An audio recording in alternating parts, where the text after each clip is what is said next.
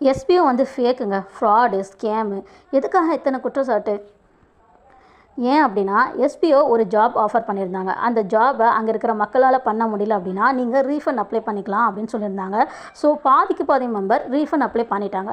But நிறைய பேருக்கு அது கிடைக்கல அப்படிங்கிற கோவத்தில் இந்த வார்த்தையெல்லாம் வந்துச்சு. பட் இப்போது லேட்டஸ்ட்டாக எஸ்பிஓ தான் எத்தனை பேருக்கு ரீஃபண்ட் அப்ளை பண்ணியிருக்கோம், இன்னும் எத்தனை பேருக்கு பெண்டிங் இருக்குது அப்படிங்கிற கவுண்டிங் வரைக்கும் நோட்டீஸ் போர்டில் கொடுத்துட்டாங்க.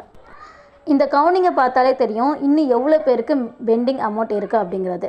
ஸோ சப்போஸ் நீங்கள் ரீஃபண்ட் வாங்கின நபராக இருந்தீங்க அப்படின்னா உங்களுக்கு 18% டிடக்ஷன் போய் தான் மிச்ச அமௌண்ட் வந்திருக்கும். பட் அந்த 18% அமௌண்ட்டையுமே உங்களுக்கு தரணுங்கிறது தான் எஸ்பிஓட நோக்கம். அதுக்கு நீங்கள் செய்ய வேண்டியதெல்லாம் உங்களுக்கு ரீஃபண்ட் வந்த பேமெண்ட் ப்ரூஃபை எஸ்பிஓ போர்ட்டலில் அப்லோட் பண்ண வேண்டியிருக்கும். அப்படி நீங்கள் அப்லோட் பண்ணிங்க அப்படின்னா சப்போஸ் உங்களோட ஒர்க்கிங் வாலெட்டில் அமௌண்ட் இருந்தால் அதையுமே நீங்கள் வித்ட்ராவல் பண்ணிக்கலாம். இல்லை இந்த 18% டிடக்ஷனில் போன அமௌண்ட்டை அடுத்த அமௌண்ட்டாக வந்து உங்களுக்கு எஸ்பிஓ தந்துடும். சரியா? நான் ஆல்ரெடி ரீஃபண்ட் அப்ளை பண்ணிட்டேன், எனக்கு இன்னமும் வித்ட்ரா கிடைக்கல சொல்கிற நபராக இருந்தால் அதுக்கு உண்டான லேட்டஸ்ட் அப்டேட்டையும் நம்ம ஜாஷ்ராக் சேனலில் போட்டிருக்கோம். ஸோ பார்த்துக்கோங்க. அதுபடி ரீஃபண்ட் அப்ளை பண்ணிவிட்டு உங்களுடைய ரீஃபண்டை நீங்கள் வாங்கிக்கோங்க. All the best. And SPO பற்றின அப்டேட்காக நம்ம ஜாஷ்ராக் சேனலை ஃபாலோ பண்ணிக்கோங்க. Thank you so much.